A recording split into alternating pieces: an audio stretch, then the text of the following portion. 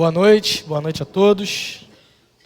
Espero que estejam bem. A gente está encerrando hoje mais uma série. A gente tem aqui na igreja o hábito de pregar em séries, utilizando séries, às vezes expositivas, às vezes não.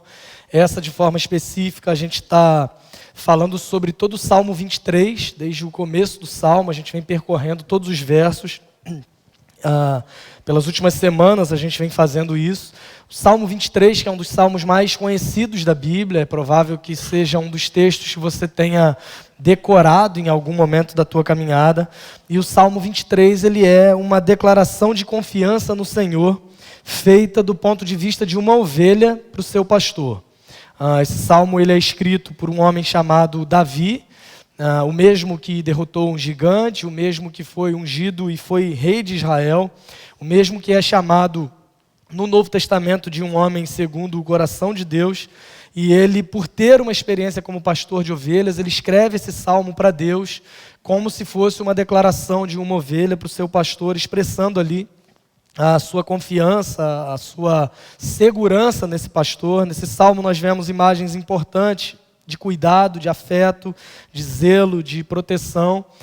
E entendendo que foi Davi que escreveu esse salmo, nós vemos nesse salmo também algumas fases da vida do seu autor. A gente consegue perceber também o quanto essa história de Davi, que é expressa através desse salmo, dessa poesia. Salmos são canções do povo de Deus, o quanto isso está conectado também com a nossa realidade. E hoje nós chegamos à última parte desse salmo. A gente vem lendo todos os versos que o compõem, e é bem interessante que Davi começa esse salmo com uma declaração confiante, dizendo: o Senhor é o meu pastor e nada vai me faltar, nada me faltará, de nada terei falta. Ou seja, ele tem a plena convicção de que absolutamente nada lhe faltaria, simplesmente pelo fato do Senhor ser o seu pastor.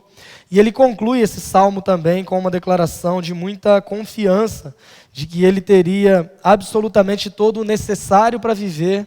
E além disso, o Senhor é tão bom que daria para ele ainda em abundância, ou seja, mais do que ele necessitava. E essa tem sido a nossa experiência também enquanto ovelhas do bom pastor. Para isso eu te convido a abrir a sua Bíblia no Salmo 23. Hoje a gente não tem uma projeção mais detalhada, então, por favor, você abra a Bíblia. Aconteceu um fato curioso essa semana. Normalmente a gente trabalha aqui na igreja de segunda a quinta, né, além do domingo. E aí, normalmente, sexta-feira é o dia de folga. Eu vou para casa mais tranquilo, para descansar um pouco e fazer outras atividades. E essa semana não foi diferente. Eu trabalhei até quinta, e aí fui para casa na sexta, tranquilo, em paz. E aí, quando foi sexta, umas 7:30 da noite, por aí, eu falei, vou ligar a TV para ver alguma coisa. Aí abri lá o YouTube, e aí apareceu um vídeo sugerido de um grupo de louvor que eu gosto. Tá vendo os vídeos sugeridos no meu YouTube, como eu sou crente? Apareceu um vídeo de um grupo de louvor que eu gosto, cantando uma música que eu gosto. E aí eu falei, bom, acho que eu vou assistir alguma coisa do Botafogo, mas antes disso, eu já vou dar uma olhada aqui e tudo mais. A hora que eu apertei o play, aquele homem usado por Deus falou assim: nós sabemos, aquela introdução da música, enquanto ele vai falando, que a palavra do Senhor nos diz que a bondade e a fidelidade do Senhor nos acompanharão todos os dias da nossa vida. Irmãos, essa declaração deveria me encher de confiança, mas ela me encheu de desespero, porque eu percebi que esse era o texto que eu precisava pregar e eu não tinha preparado o sermão. Acreditam nisso? Eu não lembrei disso até a sexta-feira à noite. Eu dei graças a Deus, vim correndo aqui para a igreja, estava tendo grupo pequeno, alguns irmãos até se assustaram ao me ver aqui. O que esse cara está fazendo aqui na igreja? Graças a Deus deu tudo certo. Eu acho, a gente vai ver isso ao longo do sermão, mas a gente não teve tempo para fazer essa projeção. Enfim, você é obrigado a abrir a sua Bíblia hoje, não tem muito o que discutir, o que explicar. Salmo 23, a gente vai ler do verso 1 ao verso 6. E eu percebi que a bondade do Senhor e a fidelidade me seguem de tal modo que ele usou um vídeo do YouTube despretensioso para me lembrar. Porque eu fiquei tentando imaginar quando eu me lembraria disso. Imagina se no sábado à noite ou domingo, chegando aqui para pregar, aí eu ia ter que fazer o que muitos pregadores fazem. Irmãos, eu me preparei, eu estudei, mas eu senti no coração e eu vou mudar agora e eu vou falar sobre outra coisa que eu tenho mais segurança. Graças a Deus não foi necessário fazer isso, eu te convido ao texto, Salmo 23. A gente vai ler todo o Salmo e a gente vai focar no verso 6. O texto diz o seguinte: O Senhor é o meu pastor, de nada terei falta. Em verdes pastagens me faz repousar e me conduz a águas tranquilas.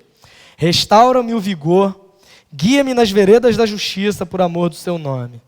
Mesmo quando eu andar por um vale de trevas e morte, não temerei perigo algum, pois tu estás comigo. A tua vara e o teu cajado me protegem. Preparas um banquete para mim à vista dos meus inimigos. Tu me honras, ungindo a minha cabeça com óleo e fazendo transbordar o meu cálice.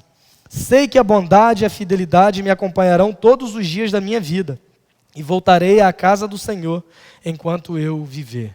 Vamos ler juntos o verso 6.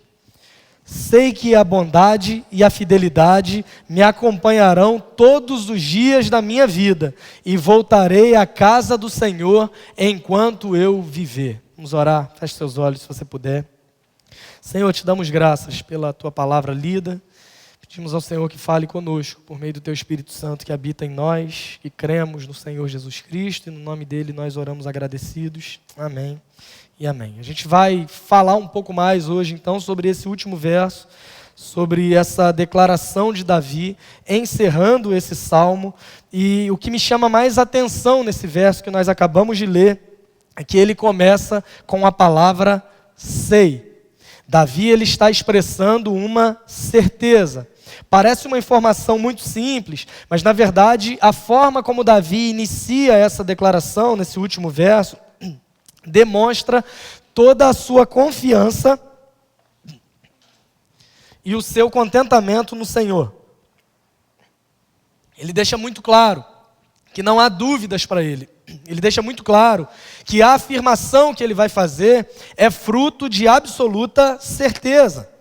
Se você tem uma versão um pouco mais antiga da Bíblia, ou até mesmo outras versões mais atuais, trazem a expressão certamente. Ao invés de Davi trazer a palavra sei que a bondade e a fidelidade me acompanharão, em outras versões você vai ler certamente a bondade e a fidelidade do Senhor me acompanharão ou me seguirão todos os dias da minha vida. Seja a palavra sei, seja a palavra certamente, fica muito claro para nós aqui que não há dúvidas para Davi acerca do que ele vai dizer adiante. A afirmação que ele faz a seguir é uma afirmação muito contundente, taxativa, e nós veremos em alguns instantes o que ela significa com toda a sua força. Mas antes disso, é fundamental que nós entendamos a importância de, enquanto ovelhas do bom pastor, de enquanto servos do Senhor Jesus, que sejamos guiados, irmãos, por aquilo que nós sabemos.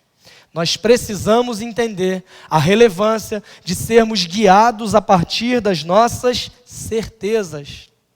É óbvio que nenhum de nós tem todas as respostas do mundo, mas por outro lado também me preocupa muito olhar para a nossa sociedade e perceber que nos nossos dias há uma espécie de glamorização das dúvidas.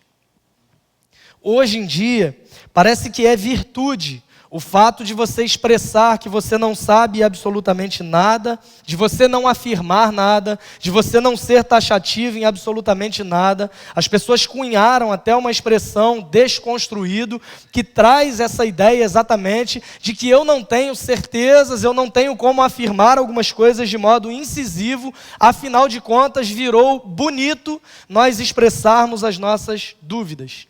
E é óbvio, eu volto a dizer, que não temos respostas para tudo, que em muitas situações é muito mais sábio nós afirmarmos que não sabemos, mas o grande problema é que ao invés de buscarmos conhecimento, nós vivemos também nessa era que supervaloriza a dúvida e supervaloriza a quantidade de informações. Eu tenho lido alguns autores que inclusive cunharam um termo para uma doença dos nossos dias, que é o termo FOMO. Eu não sei se você já ouviu falar sobre isso, mas FOMO é um acróstico para 4 palavras em inglês que significam basicamente o medo de você estar por fora do que está acontecendo no mundo. E esse é um cenário muito preocupante, porque nós recebemos uma carga de informações o tempo todo.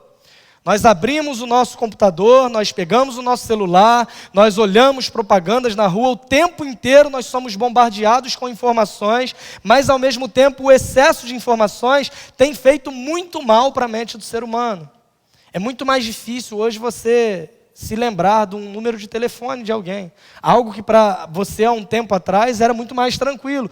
Tanto pela facilidade de acesso que nós temos, quanto pela questão do excesso de informações. E com isso, na prática, a gente vai percebendo uma geração que se tornou pseudo-especialista em qualquer assunto, que sabe opinar sobre qualquer coisa, mas que no fim das contas não tem a mínima condição de expressar opinião sobre esses assuntos.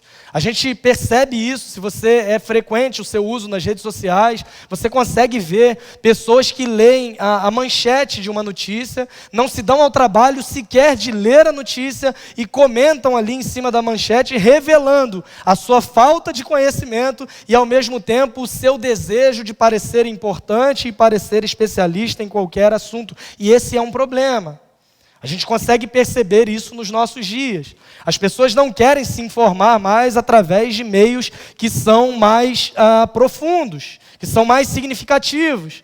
As pessoas querem se informar por 144 caracteres, parece até um número meio apocalíptico, em redes sociais. As pessoas querem se informar pelo título das manchetes, que as pessoas criam um certo sensacionalismo exatamente para promover essa discussão, e a gente vai percebendo isso se multiplicando nos nossos dias, inclusive no que diz respeito à nossa caminhada cristã.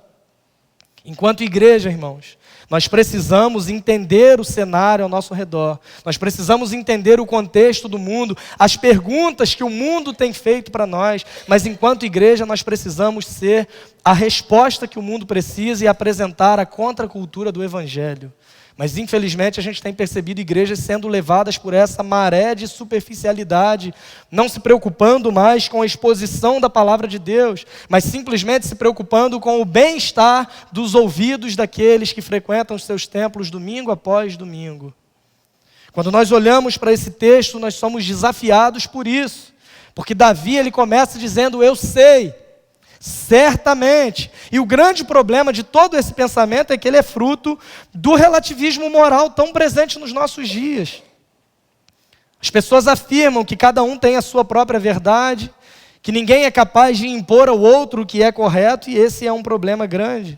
A supervalorização da dúvida leva a esse falso entendimento de que ninguém pode afirmar o que é verdade, logo ninguém pode dizer ao outro se ele está agindo certo, se ele está agindo errado. Logo, na prática, cada um é responsável pelas suas próprias definições na vida. O que é pecado para você pode não ser para mim, o que é uma má decisão para você pode não ser para mim, o que é crime para você pode não ser para mim, e a gente vai vivendo esse mundo totalmente louco, porque não se apega em verdades, não se apega em absolutos. E é um perigo. Além de ser um perigo, é uma ideia que não se sustenta por si só. Porque alguém que diz assim, a verdade é relativa, essa pessoa está fazendo uma declaração sobre a verdade. E se para ela a verdade é relativa, eu posso discordar dela. É mais ou menos assim, se alguém em algum momento te disser, a verdade é relativa, não se pode ter certeza de nada na vida. Aí você pergunta assim, você tem certeza? É uma ideia que não se sustenta. É uma contradição muito perceptível, filosófica, mas o grande problema é que essa contradição filosófica ela pode gerar também problemas práticos na caminhada cristã. Há muita gente com medo, ou para parecer agradável aos ouvidos e aos olhos daqueles que nos cercam, que não conhecem o Senhor, e tem medo de fazer declarações taxativas sobre o que a Bíblia chama de pecado, por exemplo. Ah, mas o que vão pensar de mim? Vão me confundir com esse extremo, vão me confundir com o outro extremo, então eu prefiro me calar, eu prefiro abrir mão das minhas convicções, porque eu estou mais preocupado com a minha autoimagem do que com as certezas do que a palavra de Deus me revela. E na prática, a gente vai percebendo que muitas pessoas dizem crer em Deus, mas parecem não ter a certeza de que podem confiar nele, e esse é um grande problema na nossa vida cristã, irmãos. O apóstolo Paulo, em 2 Coríntios 5, 7, vai dizer que nós, enquanto cristãos, andamos por fé e não por vista. O que deve nos nortear não é o que eu vejo, não é o que eu entendo, não é o que eu acho, mas eu preciso andar pelo que eu sei. Eu preciso andar pelo que eu creio, porque a fé, segundo o autor aos Hebreus, ela é o firme fundamento. Ela é a certeza daquilo que esperamos e a prova daquilo que não vemos. Ele vai usar as palavras fundamento, certeza e prova. A fé não combina com essa dúvida, é óbvio que na caminhada experimentaremos situações, não somos perfeitos, em que duvidaremos, ficaremos ansiosos, preocupados e apreensivos, mas nós não podemos ser guiados pelo que os nossos olhos veem e pelo cenário que se apresenta para nós nessas situações. Se nós cremos em Jesus, se Ele é o nosso pastor, nós precisamos olhar para a vida certos de quem Ele é.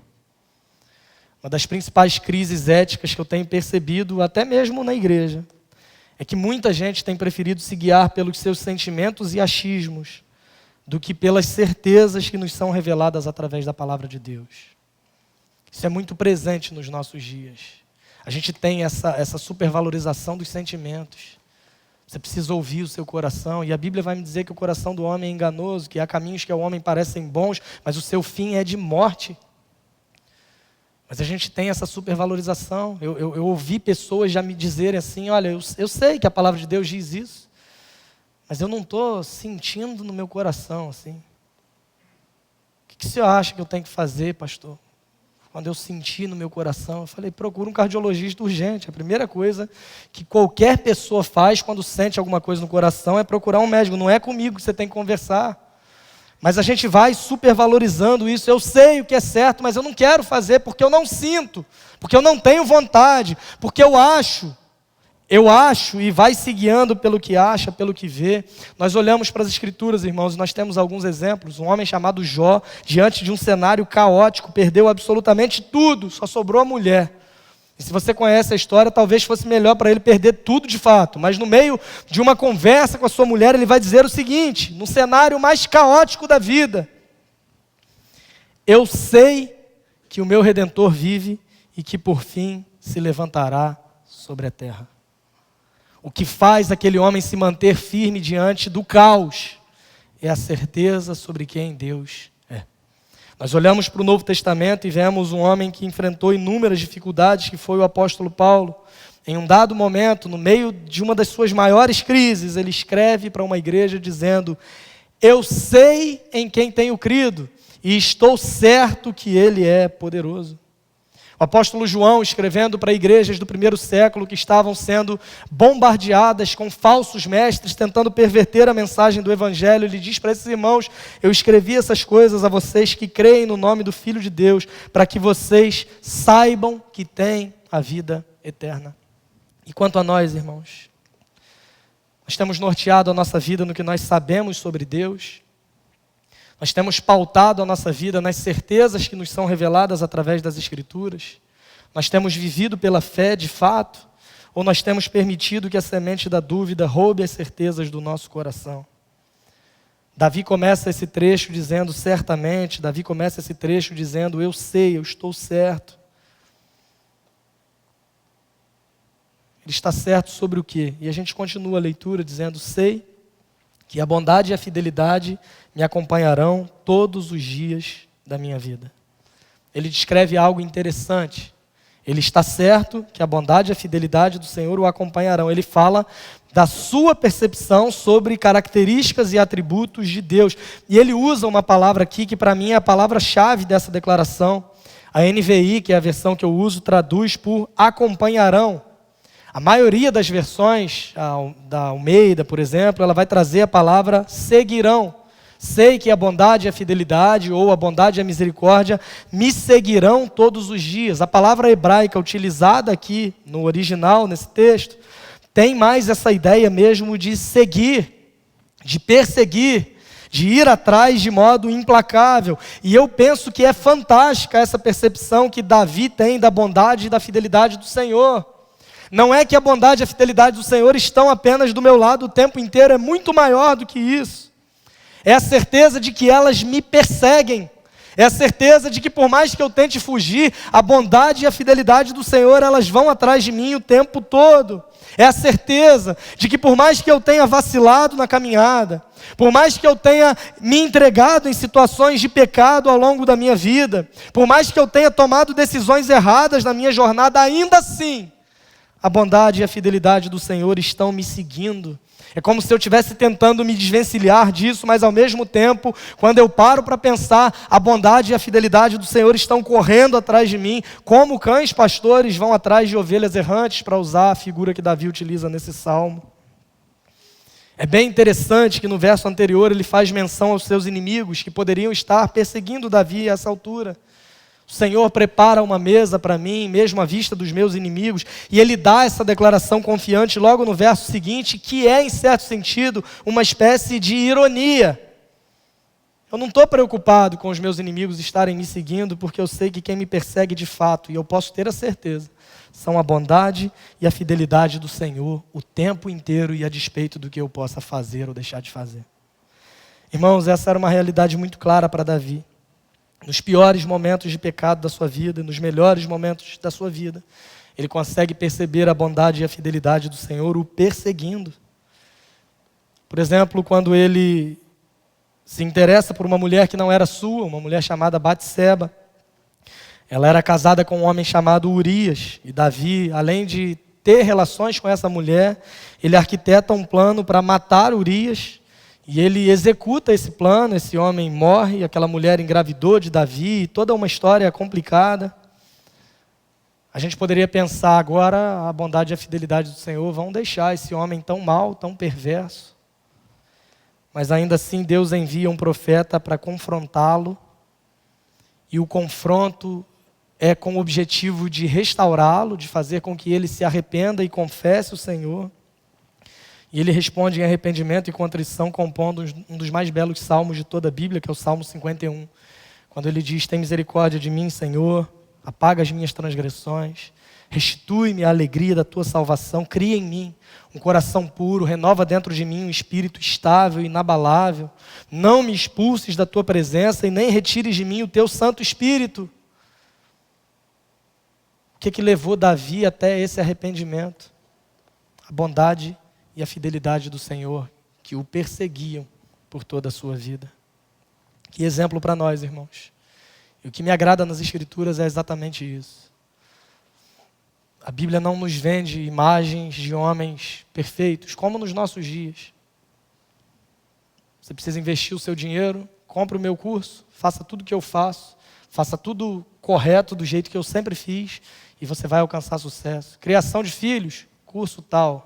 Vida cristã, curso tal. Qualquer coisa, as pessoas tentam vender, as redes sociais são recheadas disso o tempo todo. Essa imagem de uma vida perfeita, de algumas etapas que, se você cumpre de modo religioso, a sua vida vai dar certo, vai andar para frente e você vai viver do modo que você sempre sonhou. A Bíblia não me apresenta esse tipo de gente. Obviamente, tirando Jesus, que é perfeito. Mas todos os outros exemplos da Bíblia nos mostram pessoas, assim como nós, cheias de falhas, erros, defeitos e pecados, cheio de mania, toda dengosa, enfim, mas que se guiava, mesmo com tantos erros e pecados, se guiavam pela certeza de saber quem é Deus. O que determina a nossa caminhada, irmãos, não está baseado em quem nós somos, no que nós somos capazes de produzir, mas na certeza que nós temos sobre quem é o Senhor. Davi projeta essa certeza para o seu futuro, dizendo: a bondade e a fidelidade me acompanharão todos os dias da minha vida. Mas essa certeza que é projetada no futuro, ela é validada pelas suas experiências passadas. E quanto a nós, irmãos, é exatamente a mesma coisa. Diante das incertezas que temos, diante do medo do desconhecido, do que o futuro nos reserva, nós precisamos nos pautar naquilo que nós sabemos. Conhecemos o Senhor por meio da sua palavra e podemos validar esse entendimento que temos sobre o Senhor também através da nossa história de vida. É olharmos para trás e sabermos que o mesmo Deus que tem nos conduzido e nos guiado, Ele vai seguir fazendo isso, porque isso não depende de mim, mas depende do caráter dEle e de quem Ele é. É olhar para trás e entender que se até hoje, mesmo que eu tenha tentado fugir, mesmo eu tentando me esconder, ainda assim, a bondade e a fidelidade do Senhor têm me perseguido, então eu não tenho razões para pensar que será diferente de agora em diante. Porque eu não estou falando sobre mim, mas eu estou falando sobre um Deus que é imutável, estável e poderoso. As palavras que Davi utiliza, bondade e fidelidade, também dizem muito sobre quem é Deus.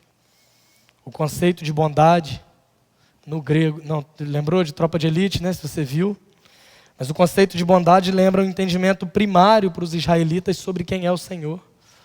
A gente abriu o culto hoje, o Flávio leu um salmo que diz: provem e vejam que o Senhor é bom. O Salmo 119, 68 diz: tu és bom e tudo o que fazes é bom. A história de vida de Davi valida isso, através da sua experiência. Eu citei uma situação de pecado terrível, que ele foi conduzido ao arrependimento, e um Salmo 86 vai dizer que é pela bondade do Senhor que nós somos perdoados e conduzidos ao arrependimento. Quando Davi fala sobre bondade, ele está enfatizando um atributo que revela o caráter do próprio Deus. E ele fala também sobre fidelidade, que tem a ver com uma graça estável do Senhor, que não depende de nós. Um dos textos que eu mais gosto na Bíblia é o texto de Paulo escrevendo a Timóteo, na sua segunda carta, capítulo 2, versos 11 a 13, quando ele diz o seguinte, olha que interessante: esta palavra é digna de confiança. Se morremos com ele também viveremos. Se perseveramos, com ele também reinaremos. Se o negamos, ele nos negará também. Se somos infiéis, e talvez a sua conclusão lógica seria: ele vai ser infiel com a gente? Mas o texto diz: se somos infiéis, ele permanece fiel, porque não pode negar-se a si mesmo. Essa certeza que Davi expressa, irmãos, é que a fidelidade do Senhor não depende de qualquer ato meu. Deus não vai demonstrar a fidelidade na tua vida financeira porque você dá dízimo, oferta, ou manda dinheiro para o Rio Grande do Sul, ou contribui com um programa de televisão. Não, a fidelidade do Senhor não depende de você. Nós respondemos à fidelidade do Senhor em gratidão ao que Ele já faz por nós de inúmeras maneiras. Agora, eu achar que eu tenho o poder de provocar a fidelidade do Senhor é uma arrogância, é uma pretensão que não cabe em qualquer entendimento sobre quem é você e sobre quem é o próprio Deus. O texto está dizendo que se nós o negamos, Ele também nos negará. Mas ainda que sejamos infiéis, Ele permanece fiel porque não pode negar-se a si mesmo. A base da fidelidade de Deus é o seu próprio caráter. Em última instância, Deus é fiel a si mesmo. E essa fidelidade, ela é revelada a nós no nosso relacionamento. Ele é fiel porque não pode negar-se a si mesmo. Ele é fiel embora eu não seja. Embora eu seja infiel, ainda assim eu posso ter tranquilidade na minha vida cristã, porque o amor que Deus tem por mim é um amor estável que se baseia no seu próprio caráter. É por isso que Paulo vai dizer que absolutamente nada pode nos separar do amor de Deus que está onde? Em quem? Em Cristo Jesus, o nosso Senhor.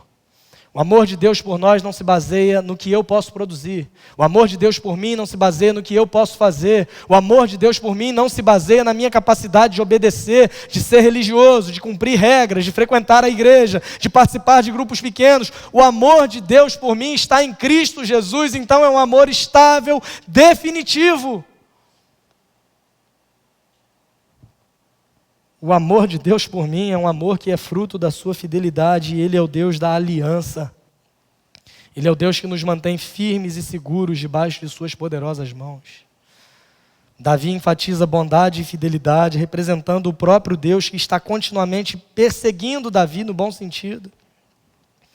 Ele faz uso de uma figura de linguagem aqui, personificação. Ele está atribuindo qualidades a objetos inanimados, a bondade e a fidelidade. Ele está dizendo que esses atributos representam o próprio Deus que tem seguido Davi pessoalmente e cuidado das suas necessidades.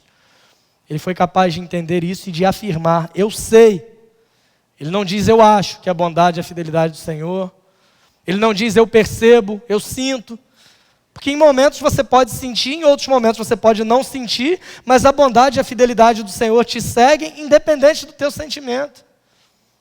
Tem uma crise quando eu vou numa igreja e alguém fala assim, o Senhor está aqui porque eu posso sentir. Se você não pudesse sentir, o Senhor não estaria aqui. A presença de Deus depende dos teus sentimentos. Que lógica mais sem sentido é essa? Davi, ele afirma, eu sei que a bondade e a fidelidade me acompanharão todos os dias da minha vida. E ele termina esse salmo indicando de que modo ele responderia a essa compreensão quando ele afirma, e voltarei à casa do Senhor enquanto eu viver. Que final glorioso, irmãos. Literalmente, quando nós olhamos para esse texto, a casa do Senhor aqui provavelmente é uma referência ao templo em Jerusalém. Davi ansiava retornar para Jerusalém e ir à casa do Senhor para celebrar o culto novamente. Ele demonstra confiar no Senhor, esse mesmo Deus que o havia chamado para ser rei. Ele sabia que Deus restauraria o seu trono em Jerusalém, tanto que há um Salmo 27, onde Davi diz, uma coisa pedi ao Senhor e a buscarei, que eu possa habitar na casa do Senhor todos os dias da minha vida para contemplar a beleza do Senhor e meditar no seu santo templo. Provavelmente ele está se referindo a Jerusalém. E na mente de um judeu, a casa do Senhor não era apenas um edifício de templo, mas era um destino.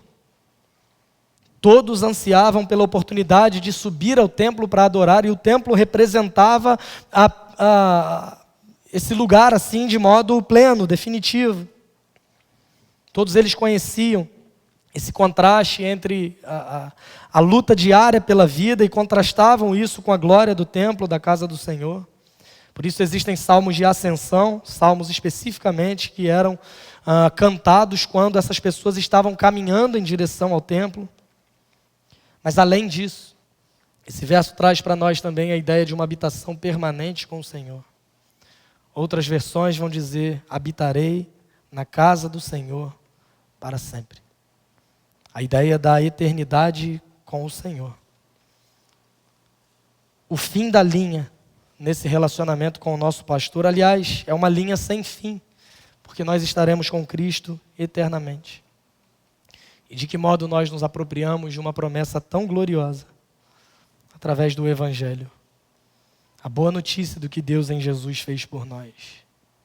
Deus enviou Jesus para viver de modo perfeito, para morrer na cruz no nosso lugar, uma morte que nós merecíamos como justa condenação pelos nossos pecados, desde os nossos primeiros pais, Adão e Eva. Mas Ele que é o bom pastor, que dá a vida pelas suas ovelhas, Ele assumiu essa nossa condenação entregando a sua vida por nós. Ele que é maior do que todas as coisas, derrotou a morte quando Ele ressuscitou ao terceiro dia. E o Evangelho nos traz essa esperança gloriosa ao coração, de que um dia Ele vai voltar e estaremos com o Senhor para sempre, habitando com o Senhor para sempre. Que isso faça sentido para você, que através do Evangelho de Jesus você creia em Deus e consiga experimentar a alegria de viver a vida pautado nessa promessa, que é, na verdade, uma certeza, porque ela não se baseia em quem você é. Você é assim como eu tenho certeza. Instável, às vezes bem, às vezes mal, às vezes feliz, às vezes triste. Daqui a pouco feliz de novo, triste de novo, e assim a gente vai vivendo a vida. Se a nossa relação com Deus dependesse do nosso humor, do nosso dia, da nossa alegria, que pena eu teria de todos nós, começando por mim. Graças a Deus, nós podemos ter a certeza, porque essa certeza se baseia em quem Deus é. E conhecendo o Senhor, nós podemos afirmar, eu sei que a bondade e a fidelidade do Senhor me seguirão todos os dias da minha vida. E habitarei na casa do Senhor e voltarei à casa do Senhor enquanto eu viver. Quero chamar a banda à frente, eu queria caminhar para o fim. Pensando sobre isso. Que a gente experimente essa certeza que está baseada em quem Ele é. Ele que é o nosso pastor. Ele que não nos tem deixado faltar absolutamente nada.